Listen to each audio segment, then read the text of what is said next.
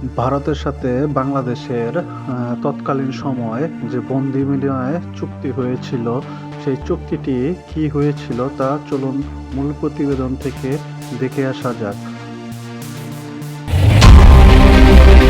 1971 সালের অক্টোবর মাসে ভারত সরকারের সাথে প্রবাসী বাংলাদেশ সরকার প্রশাসনিক, সামরিক, বাণিজ্যিক, পররাষ্ট্র ও প্রতিরক্ষা বিষয়ে একটি 7 দফা গোপন সমঝোতা চুক্তি সম্পাদন করে। মাওলানা আব্দুল হামিদ খান ভাসানীর সাপ্তাহিক হক কথা ওলি আহাদের জাতীয় রাজনীতি 1945 থেকে 75, মোহাম্মদ নুরুল কাদিরের লেখা 266 দিনের স্বাধীনতা গ্রন্থ সহ বেশ কিছু গ্রন্থে ভারতের সঙ্গে করা গোপন এই চুক্তির ধারাসমূহ সম্পর্কে ধারণা পাওয়া যায়।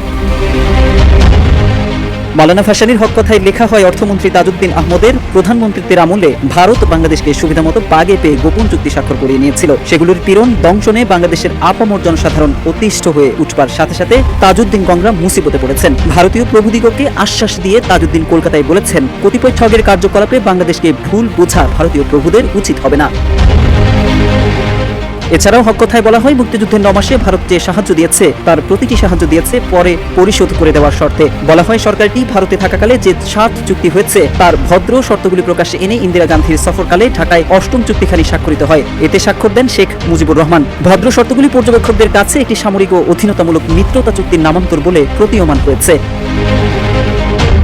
জাতীয় রাজনীতি 1945 থেকে 75 নামক গ্রন্থে মুক্তিযুদ্ধ চলাকালে করা সেই চুক্তির ধারাগুলো সম্পর্কে ধারণা পাওয়া যায়। প্রশাসনিক বিষয় চুক্তিতে বলা হয়, যারা সক্রিয়ভাবে মুক্তিযুদ্ধে অংশগ্রহণ করেছে শুধু তারাই প্রশাসনিক কর্মকর্তা পদে নিয়োজিত থাকতে পারবে। বাকিদের শূন্য জায়গা পূরণ করবে ভারতীয় প্রশাসনিক কর্মকর্তা বৃন্দ। সামরিক বিষয়ে বলা হয়, বাংলাদেশ স্বাধীন হবার পর প্রয়োজনীয় সংখ্যক ভারতীয় সৈন্য বাংলাদেশে অবস্থান করবে। 1972 সালের নভেম্বর মাস থেকে আরম্ভ করে প্রতি বছর এ সম্পর্কে পূর্ণ নিরীক্ষণের জন্য দুই দেশের মধ্যে বৈঠক অনুষ্ঠিত হবে। এদিকে বাংলাদেশের নিজস্ব সামরিক বাহিনীর বিষয়ে গোপন চুক্তিতে বলা হয়, বাংলাদেশের নিজস্ব কোনো সামরিক বাহিনী থাকবে না। অভ্যন্তরীণ আইন শৃঙ্খলা রক্ষার জন্য মুক্তি বাহিনীকে কেন্দ্র করে একটি প্যারা মিলিশিয়া বাহিনী গঠন করা হবে। ভারত পাকিস্তান সর্বাত্মক যুদ্ধ বিষয়ে বলা হয়, সম্ভাব্য ভারত পাকিস্তান যুদ্ধে অধিনায়কত্ব দেবেন ভারতীয় সেনাবাহিনীর প্রধান এবং যুদ্ধকালীন সময়ে মুক্তি বাহিনী ভারতীয় বাহিনীর অধিনায়কত্বের অধীনে থাকবে।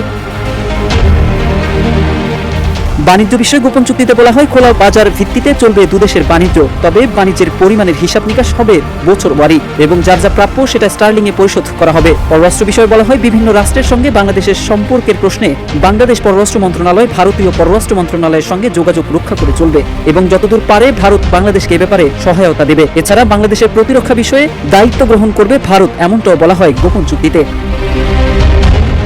বাংলাদেশের মুক্তিযুদ্ধ চলাকালে মুজিবনগর সরকারের সাথে ভারত যে 7 দফা গোপন চুক্তি করে সে ব্যাপারে সম্প্রতি ব্যারিস্টার আসাদুজ্জামান ফুয়াদ বলেন, কিছু বইতে রেফারেন্স এসেছে, স্বাক্ষর করার পরে সৈয়দ নজরুল ইসলাম সেন্সলেস হয়ে পড়েন।